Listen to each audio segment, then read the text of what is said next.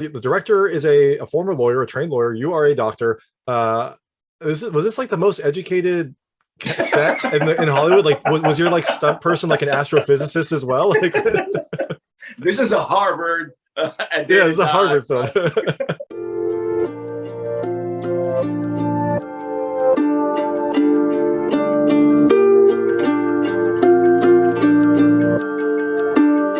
Hey everyone, this is David Stark from Watch Your Pass. Today I'm talking to Mohamed Karim, the star of A Day to Die, which is already out. It came to theaters and digital on March 4th, 2022. We're going to talk to him right now. And while you're watching, if you can like and subscribe to this channel, that would be fantastic. Helps me out a lot. Thank you. How you doing, Dave? Doing well. How are you?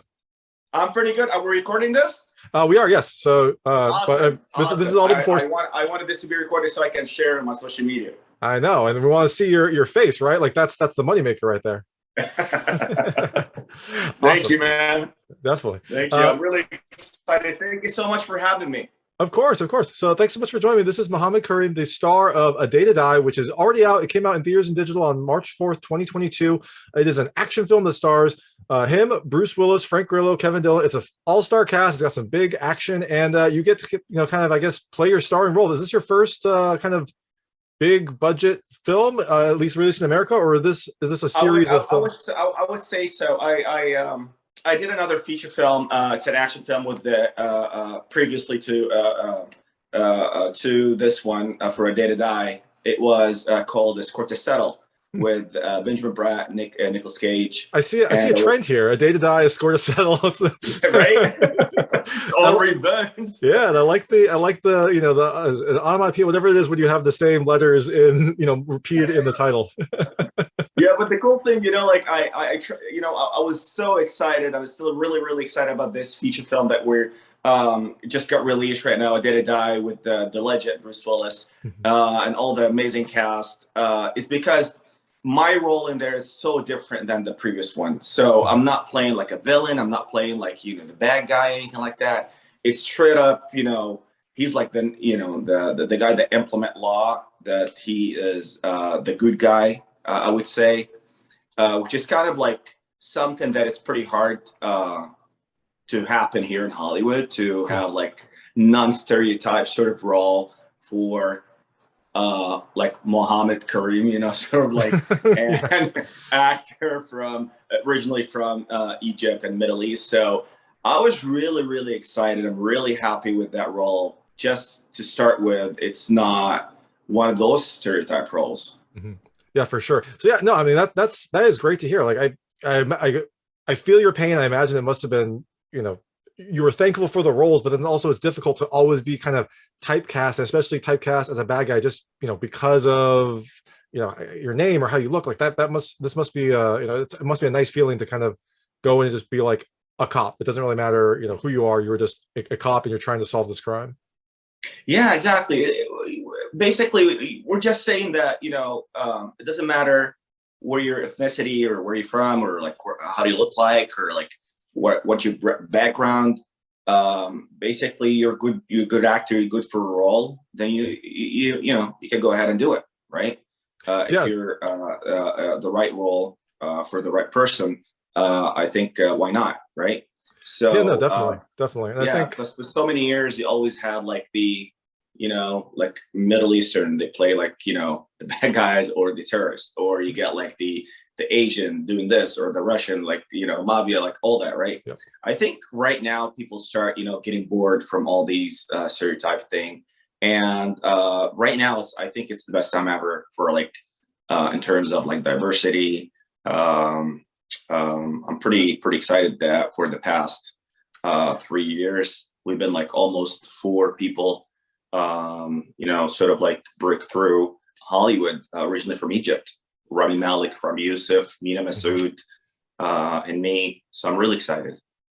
Yeah, no, it definitely seems like something that it's too late coming, but it does seem like Hollywood has at least started to kind of change, at least recognize it and try to fix that as well. I mean, there are some times when you will need to kind of have a specific typecast for a story, but I think you're right. Like oftentimes you don't actually need it. If the person's good for the role, if they're a good actor, then let them take that on and let them make that character their own. Yeah, that's exactly what it is. That's why playing a detective playing Reynolds was really, really exciting for me. I try to put everything I have in there. I would try to focus so much in this role, just to prove that, yes, we can do other roles. We can play different roles. And if it's not just for me, and if I succeeded in this, it will be for other people, for different, ethnicities or like different diversity, whatever. So I was really, really excited doing at Reynolds as a detective who has all this struggle internally in the police and outside with the bad guys in terms, because usually it's just like the police department against, the bad guys out there, outside. But here it's different because he has that sort of like doubts and struggles inside the police department, especially with his boss, who is Bruce Willis, Alston, and I'm not going to say anymore.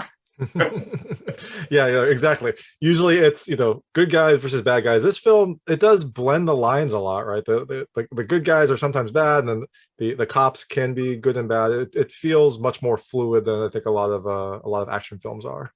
Yeah, and people like the twist, like they're like all of a sudden you watch it. Like I think my point of view is, I think the best movies is the movies that when you're watching it, you cannot predict what's going to happen.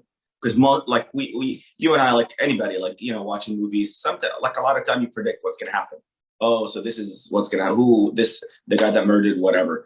But in this particular film, you cannot predict because it's just like a lot of surprises, a lot of twists in there. Right from the beginning when we're like releasing all these hostages, and then doing my thing, and then having doubts, and then meeting with other colleagues and telling them, listen, this doesn't feel right. There's something wrong. Why every time I have somebody under my custody, he either died or kidnapped or just gone, disappeared. There's something's off, right? Yeah. So they're like, no, don't worry about it. I was like, no, I worried about it until I proved my point, and here's the big twist at the end. That's all we have to say. There you go. So speaking of the film, how did you get involved in this project? Like, was it just a casting call? Had you worked with Wes before, or any of the other members of this crew before? I think I'm lucky I worked with Wes. Wes is such a great director, and he's one of those directors that kind of like, sits with you, brainstorm with you, see what you got. And I like that to share thoughts and stuff. And no, this is my first time actually working with Wes Miller, which I'm really excited about. I'm looking forward working more with such talented, great director. It was Andrew, the producer, who's like, I think I'm blessed to know this guy. He's a great producer, really humble, really sharp, focused. And I auditioned like anybody else. They wanted to see some of my previous sort of scenes with, my previous feature film, Score to Settle with Nicolas Cage. And I think that helped a lot. When Wes watched that, he was like, yeah, he's right for the role. And that's going to be like something different, playing like, sort of like a gangster, or like playing like the bad guy. And all of a sudden you're doing like the total opposite for your next feature. And I think that was really, really good and helpful for me here in Hollywood. So yeah, I auditioned, and they saw my materials, and it worked really well. Yeah, for sure. And I love that you were able to kind of stretch your range, right? Go from like we talked about earlier, like the bad guy into a different type of role. I feel like this movie did have a couple things like that. Like Bruce Willis plays not a great guy, like, which I feel like that is not normal for him. It feels like there's a lot of people that got to take on different types of characters than they normally get to play. So that's awesome to hear. Yeah. Do we all grew up on like Die Hard films, right? Like he always like saves the world. He was always like the good guy. Like, and here it's different. It's different. Guess who's the good guy here in this film? You'll have to watch to find out. I talked to Wes, and I was like, how'd you get Bruce Willis to do that? Because he always plays like a bad boy, but now he's like a bad guy, and it's very different. So. Listen, I think I was really lucky to start with having like 89% of my scenes were with Bruce. Mm-hmm. the fact that I'm, having standing in front of this legend, and like it's a one-to-one dialogue and intense scenes, and you're doing all these missions, and especially the action scenes were really, really good. Like when I watched the film, and the first time I watched the film was 4 days ago when we were in New York, that when we did the premiere over there. I was super excited, like sitting. The fact that you're watching the film with all the audience feels way different, right? Mm-hmm. And when I watched it, I'm like, yes. So when we're shooting these kind of scenes, like the action scenes, I was really, really sort of like focused. It was kind of nervous because it's just like a lot of things happening, right? Because we were shooting in Mississippi, like downtown Mississippi. Shout out for all Mississippi guys in Jackson, Mississippi. They're really, really, really nice people. I really enjoyed staying in Mississippi shooting this film. But we were literally blocking like the downtown. Like nobody's getting in downtown because of like the explosions and the cars blowing up and all these machine guns happening, right? So, and the good thing, you have a really great director, a lot of rehearsals, so we know exactly like the angles, where you're doing, where you're standing, where you're shooting at. So I think I had the chance to do rehearsals and do a lot of prepping for these action scenes, especially with Bruce, because right before like the gun shooting and the blowing up of the cars, there was a really, really master scene between me and Alston, who's Bruce. Sort of like I'm confronting him about what the hell is going on. Mm-hmm. No, you're not. Like that moment, and all of a sudden the whole war just started. So I think that kind of was really, really put really well in the film after the edit and everything. So it came out really, really good. Well, that's a really good point, because when you're filming it, like you kind of see what's going on, but I think it has a different character when it gets onto the screen, because like you said, they edit it, they get the best angles, they add some effects. So when you're filming it, you have no idea what the final product will be. And I've talked to a lot of actors who like, I've talked to them and they're like, I haven't seen the final movie. Like, how is it? Because they just, they kind of do the role and then kind of move on to their next job. So that must have been really 100%. Awesome to see it in theaters. 100%. I remember we're shooting one day. It was the day that the car is blowing up, right? So that was the day to die, I assume. That was the day. Yeah, the day to die. Yeah. So yeah, exactly, right. And that day, my call time was like around 1 p.m. or something like that, right? So everybody else were doing their scenes like starting like 7 or 8 a.m., right? So when I got there, I saw the car, I saw everything, but it was like the whole place was empty. So just like literally like casual walking through, reading your script, like rehearsing and stuff, having your phone with you. And I see like everybody from the other side like waving at me. It's like, Mohamed, get out. I'm like, I have no idea what's going on. Turned out to be like you're not supposed to carry your phone when you're close or near to that car, because all the explosions over there can trigger it, right? Oh, wow. And I'm like literally walking through and around the car, having my phone and having like, some Instagram stories for myself and all that. I was like, and people like crying out. It was, oh my God, thank God it just went smooth and nothing happened. That would have been like, yeah. I mean, I imagine that kind of an Instagram post would have blown up, huh? Yeah, it would have been like #1 all over the world by now. that is scary though. I'm glad nothing happened. I'm glad that they stopped you. But wow, oh man, I'm so glad too. So we talked about working with Bruce. I loved seeing Bruce, and I love that Bruce keeps kind of doing all these movies. He seems to be focusing on like smaller movies. I don't know if he just wants smaller parts or if he just wants to help give people a leg up, but it is fun to see him in all these films. But I was really excited to see Frank Grillo as well. What was it like working with him? He just seems like just a really cool person to hang out with. Like, he's definitely someone I'd want to like go have a beer with, and also would love to be in a movie with. So he is. Listen, I think the difference in this film in particular is it's the cast ensemble. Like, we have Frank Grillo, Kevin Dillon, Leon, Vern Davis, Brooke. We have a lot of really, really good actors. So it's the fact that you have, you know, legend like Bruce Willis with all this cast. I think that kind of like make it more rich and make it more really good for the audience at the end of the day. I think I had an amazing time working with all these guys. In between scenes, we used to, you know, talk and have fun and, you know, coffee, whatever. But I think in general, I miss those days actually, because you know, you spend a lot of time in another state. You know, you know each other. You start, you know, talk. You start going lunch. You know, dinners on the weekend. You going out. So I think all the casts were incredibly nice and really great. And I can't wait to work again with these guys. I had a really good bond with Kevin Dillon. He's a really cool dude as well. Same as Frank.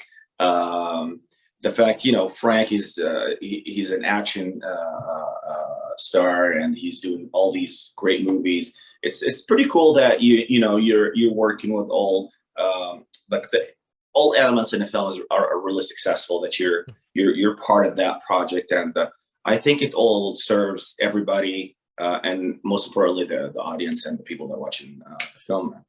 Yeah, for sure.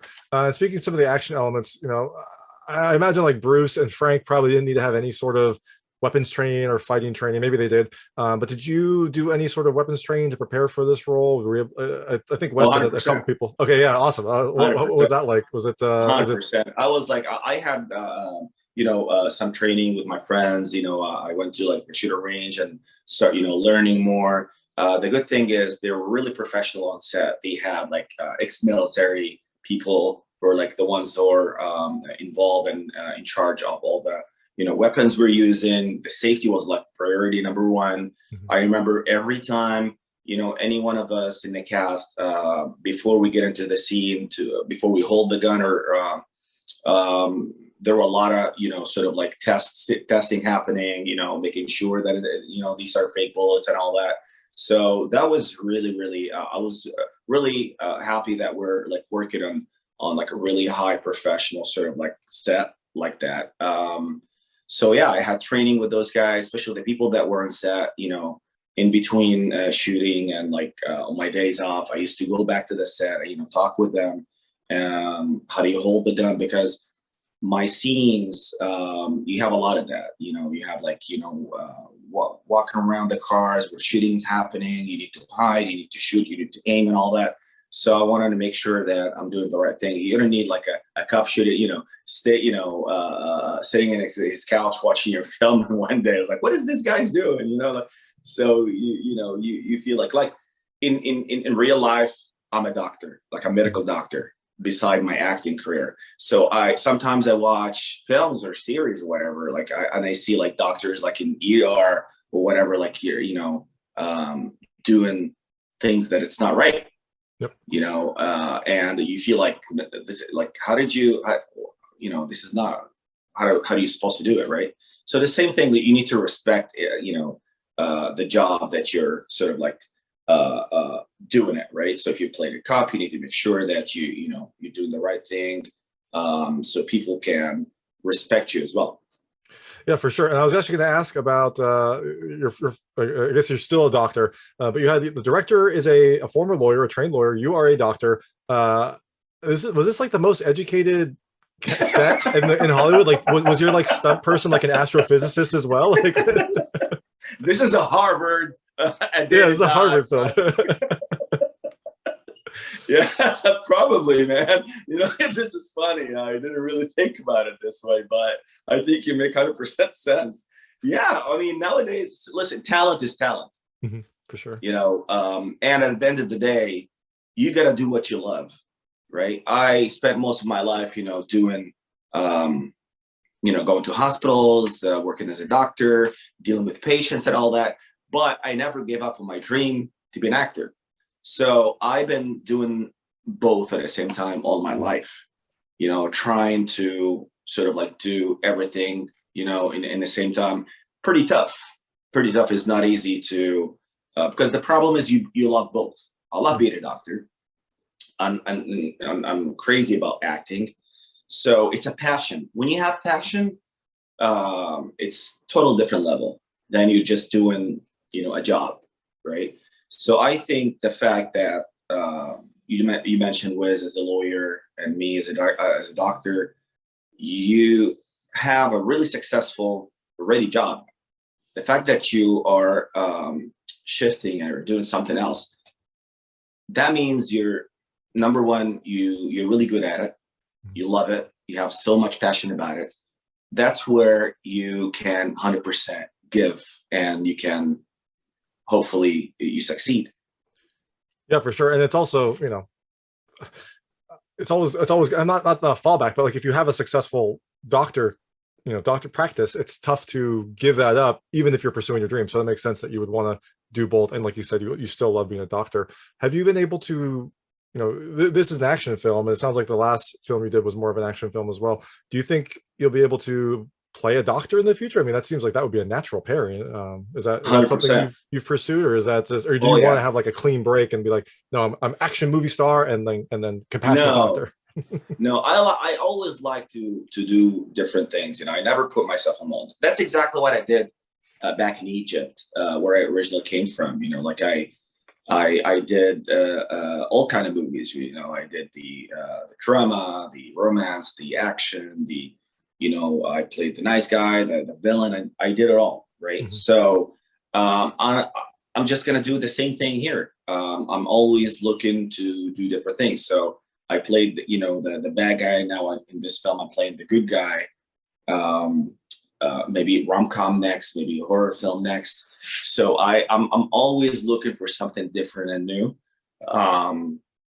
But yeah, I really wish that to play for sure a doctor, because I'm going to be really knowing what I'm doing.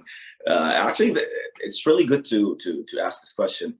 If you walk into, you call me, like we're having this, you're in Washington, D.C. right now, and I'm in LA right now. If I walk to UCLA or Cedars-Sinai, or you walked into any hospital over there, walk in there and see the doctors, like how do they look like, where do they come from. I really wish that this natural sort of like real life, I can see it and watch it on TV, because this is not the real life that I watch on TV right now. Like in Grey's Anatomy or other shows, I mean, you never saw anybody from like the Middle East there. I never seen anybody. If you walk any hospital, you'll see a doctor, because this is what we do. Like we grew up, either you become a doctor or you become an engineer for some reason. I don't know what it is. Why engineer, why doctor, but that's what it is. I mean, those are both great career paths. Yeah. Right. So you're talking about like hundreds of thousands of people. I don't want to say millions, probably millions, in different parts of the world. They're doing this, and when you come to hospitals here, but you don't see this. I really wish that this will happen and we can see doctors, from different ethnicities, and let's keep pushing for the diversity. I really wish. Yeah, for sure. And so I hope, and I assume, and I hope that it will continue to filter through all levels of the entertainment industry, because it does feel, it is just, it's good to see more representative real life depictions on screen, because it is such a special kind of situation to be on the movie. It's great to have people on movies look more like real life counterparts, I guess. So yeah 100%. So you're saying that your medical school wasn't just you and a bunch of very attractive co-eds learning about medicine, making out, and then also probably having neurotic breakdowns, just like in Grey's Anatomy? Is that not what medical school is like? Or I guess residency. That's not what residency was like. Not really. I grew up in a medical family, sort of like my dad and mom doctors. My whole family are doctors in Egypt, back in Egypt. So I just grew up in that sort of like atmosphere, and you sort of like became into your blood that you got to be a doctor, right? So I wasn't really forced to be a doctor. I really loved to be a doctor, and then I moved here to finish my high school to LA, and which I did only my senior year in high school. Graduated, and then I got accepted in medical school in Egypt. So I had to go back from medical school. But I had a deal with my parents. I told them, listen, okay, so I'm gonna get in medical school, but I love US, I love LA, I love Hollywood. I'm gonna become an actor. They flipped. They thought I'm like I'm crazy, and I'm like I'm gonna become an actor, but I'm gonna be a doctor. So don't worry about it. They're like, okay. And then I just had a really long sort of plan that one day I'm gonna become an actor in Hollywood, and nobody ever believed it. And I just kept dreaming, and I kept, my goal fixed, and I just wanted to chase my dream, right? So I thought to play it smart in terms of I started doing acting in Egypt, and Egypt is like Hollywood of the Middle East. Where everybody from the Middle East or Arab world, they come over to Egypt to become famous, right? To act in their series, films, whatever. So I started doing this. I did a lot of movies. I did a lot of TV series until I did the big show in the Middle East. I was the host of The Voice, Cool. yeah, which covered like 100 million viewers. And then I started doing more movies. Most of my films were like going to Cannes Film Festival, won several awards over there until I reached to a point that what else? Am I going to do another film over there? I'm going to do another just TV series over there. I'm going to do another season for the show. I wanted to come back to my dream that I always wanted, which is Hollywood. And, thank God, I came just like anybody else. I came to Hollywood, chasing their dreams, and thank God I was lucky enough to. So far in a couple of years, I did 2 movies, so I'm grateful. No, that's awesome. It's also awesome that you were able to kind of like stick with your dream, even though you did the practical side. You went and got a career, but you still kind of stuck to your dream. And it seems like it took a long time to get back to Hollywood, but you made it. So that's fantastic. That's a fantastic story. Yeah. It's hard to give up a lot of. You have to give a lot of things up, right? Yeah, and thanks for making everyone feel a little bit like underachievers, movie star, doctor over here. Yeah, that's awesome. That takes a lot of hard work. I can't even imagine how difficult that must have been to kind of do that entire journey. When you have a film out in theaters and you have people like watching your films and you having great interviews like the one we're having here right now, that was like sort of like rewarding for you. Like feels like you're doing the right thing. You've been working so hard, and now this is what you're getting back, right? So it feels like you're getting your reward right now. And a lot of times you feel like, no, you didn't get there yet. You're not where you're supposed to be. You're not doing what not working enough. You have to push hard.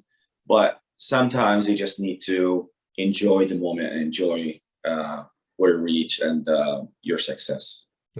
For sure. So now I'd like to switch. I call it the lightning round. It's just very lightweight questions about the film. I want to see how things that happen in the film relate to things in your own life. You can feel free not to answer any of them. I will not be offended, but I try to keep them very answerable. Okay, go ahead. The first question is, did you get paid for getting good grades when you were growing up?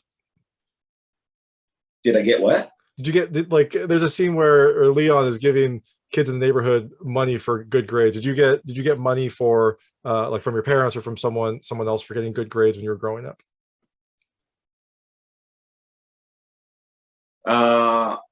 My mom used to get me like a lot of presents when you've been a good boy. So yeah, sometimes she spoiled me a little. You seem to turn out okay. So so when Leon was watching soccer and he was like rooting for the Haitian national team, I'm curious. I imagine you were probably a soccer fan, probably an Egyptian soccer 100%. Fan. I was gonna say, are you a soccer fan? And which team do you root for? 100%. I'm a soccer fan, big fan. You see it, in Europe and in the Middle East and all these, number one sports. I think it's the equal of football. So it's soccer, yes. So I'm a really big fan of soccer. right now I'm watching all the soccer games here right now in the US as well. But yeah, I'm also a Liverpool fan because of Mohamed Salah. Okay, well, that is a good reason. Mohamed Salah seems like a great person, also someone that you can root for. That makes perfect sense. He's a legend, man. I know him. He's a really good guy. We met a few times, and that's awesome. He's such an inspiration for a lot of people, for millions of people across the world. So that's another example. Sometimes when I feel bad, sometimes when I feel down, that you watch somebody, came from total different background in Egypt. And he just made it, and he became #1 player in the world, the best player in the world. I don't see anybody can compete with Mohamed Salah right now in Liverpool. So I think that's true inspiration, and kind of like gives me hope on a lot of different levels. For sure. And I guess, so this was an interesting thing about Leon's character, where he was rooting for Haiti. I'm curious, do you root for Egypt, the United States, maybe some combination of the two? Like, do you root for Egypt when they're playing, but then also the United States? Like, who do you root for in like the World Cup and on the international stage? Egypt hasn't played for like 30 years, man. World Cup. I thought they had one recently. Or I guess those are just qualifiers. Just like last time was in Russia. Okay. Thank God it's not now, but it's happened before, and that was before that. I think it was like almost like 30 years. Okay. Or like even more. I love all kind of games, not just soccer, man. Like I definitely, if US played in the World Cup, I'll definitely go with the US. I love the Egyptian national team as well, because they're really working really hard as well, just like anybody else. Like you're trying to go for the good play, right? Right now, I started learning a little bit more about football. I have my buddy Vernon Davis was in the film. He's used to play for the 49ers, so he tried to teach me a little bit more about American football, baseball. So, but I'm a big fan of basketball in general. All good options, and I mean, I guess it makes sense that Egypt recently got to the World Cup, probably because of Mo Salah. So that makes perfect sense. Exactly. Next question is: have you ever recorded a crime on your phone? Yeah, in the film. Well, in real life, has that ever happened to you? A crime in my phone? No, I didn't see. Because I'm that kind of guy. Like, if I see something wrong, I will definitely do something about it. I wouldn't. I don't know. Like, no, it's the reason. I've never recorded one either. I don't know what I would do. I would probably freeze up, but that's probably a good thing that you've never been forced or like been in a situation where you had to record a crime. It's probably overall a good thing.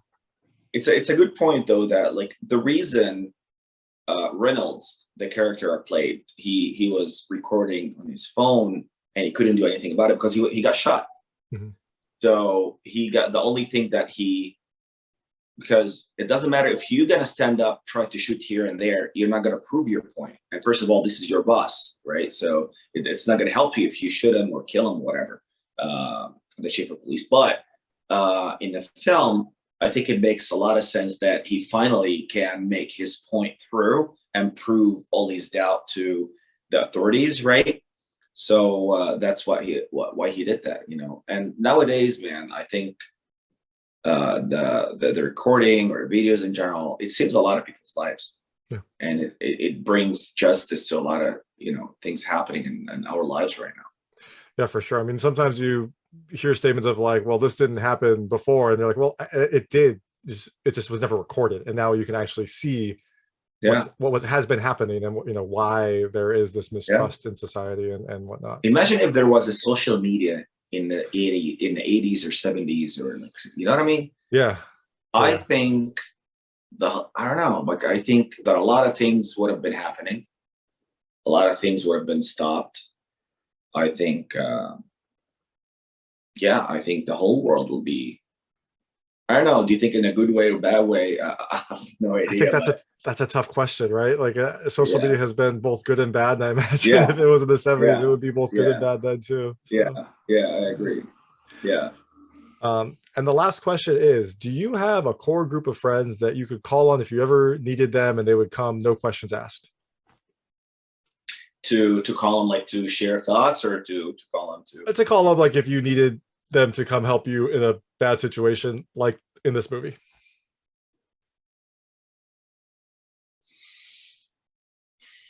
I think in reality, the really, really true friends that you really can trust or you can count on, literally, doesn't exceed, like, a handful of people, like maybe less, right? So I think I'm fortunate to have maybe 2 or 3 in my life. Some from medical school, some from growing up when you were little. I feel like these relationships and friends that you grew up having, those friends, I don't think you can replace them. I don't think you can find them now, because now everything is different. Everything is fast. Everything is like, people don't have much time to know each other, to discuss things, and everybody got their own problems and stuff. So I think you're counting on the people that you grew up with. And I'm a sort of like dependent sort of person. I always want to solve my own problems by myself. I never sort of like brought anybody to any of my problems, or like to ask them for something. Or I maybe it's wrong, but I think it's kind of, I don't want to say weakness, but I think even though if I'm suffering, if I'm really in need of something, if I really need help, I kind of that kind of person, character that kind of hides that and try to do it yourself, no matter how much time it takes or whatever happens. But I usually want to do everything myself and be dependent on myself. I mean, that's definitely a good quality to have. Like you said, it can have good and bad aspects, but it's always good to kind of rely on yourself and try to do as much as you can on your own. So no, that makes perfect sense. I really like the way you're having this interview. Actually, I've never had that kind of interview like that. Like, you're sort of like asking questions from the movie and in real life, and you kind of like mixing together. I really like that. I give you credit for that. This is the first time I have, like, you got me thinking, because usually like the questions and answers, like, like what do you. But I like the fact that every time you ask, I have to take a moment and think. I like this style too, because it lets me kind of like, I think it's fun. They can be lightweight. Sometimes if it's a comedy movie, I can ask like silly questions, but I think people have a better time with those kinds of questions. Like you said, because you probably have like, you've answered the same question over and over. It's you want to do it in a certain way, but this way you get a little curveball thrown to you. So yeah, this one is really fun. I like it. Awesome. Well, and so I guess that is a good point to end. That's a good place to end. Thank you so much for your time. This is Mohamed Karim, the star of A Day to Die, which is out already. You can see it in theaters like he did on March 4, 2022, or you can check it out digitally. And thank you so much. Thank you so much for your time. Thanks for having me, and I look forward for the feedback from everybody. Awesome. Thank you so much. That was Mohamed Karim, the star of A Day to Die, which is already out. It's out in theaters and digital. It came out on March 4th, 2022. If you like this interview, please like and subscribe to this channel. It helps me out a lot. Make sure all my new content goes straight to you. And please check out my other content. I've got other interviews, including with the director of this film, Wes Miller. I've got a review of this film, unboxing videos, and recommendations. Thank you.